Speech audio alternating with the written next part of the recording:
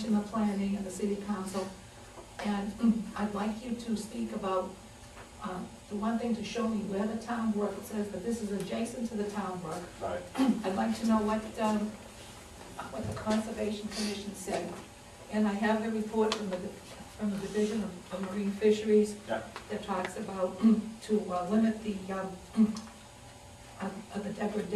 degradation of the remaining habitat in the town brook. And I understand that the recommendations are just recommendations, they are not laws. But hopefully Lowe's and the city council and all the people involved in this will see that the recommendations will be followed. And I'd like you to speak to that, please. Sure. Town brook is covered all the way through Center Street, and it's open through this portion of the site right here. It then is culverted again underneath the area where the parking lot is.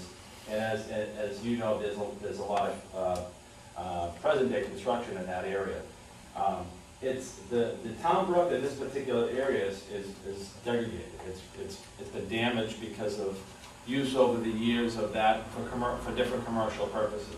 It would remove the sediment from the water that does flow into the brook. And will those meet the recommendations? They do. They meet the recommendations. This is all still ongoing review under the MEPA process by DEP and other agencies in the Commonwealth that are reviewing that, and they'll make their final recommendations at that time. And obviously, the project's going to have to comply with the recommendations that come forward through the MEPA process. This is when this whole process started. That was the first time the town brook had been cleaned in years from debris, because it's hidden. Right now, it's hidden.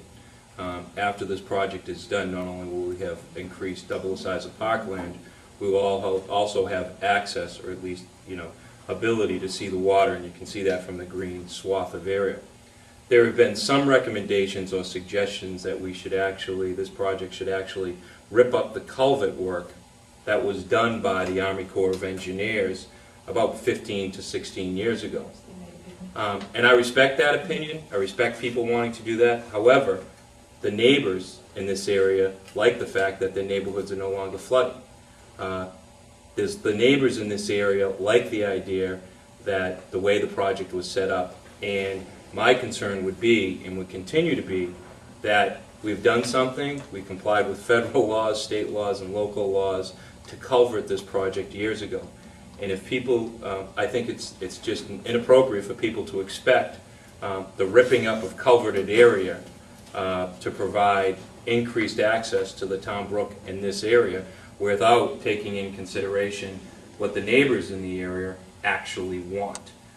And that, my concern is, and quite frankly my concern is that if we were going to spend a couple $100,000 or whatever relative to this, there's a number of areas in Ward 4 that could utilize that mitigation money, and it hasn't been from anybody in Ward 4 that has expressed an interest in this project.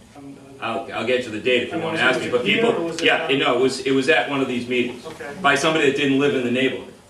Okay, I've never heard that. Well, I can ask these people over here. They can tell you that it's been. Flood control measure is, essentially, that huge pipe that goes down Bergen Parkway is critical. I mean, there's no one, I haven't know all of them, but I've never heard of it, of that suggestion, or heard it being said. So. Yeah, it was brought up. It was brought up at the last meeting. Okay. And that's what, and like I said, the neighbors that live here are the ones that. Okay, you suggesting was it made by Steve Curtios? Yeah. Okay, he wasn't talking about that.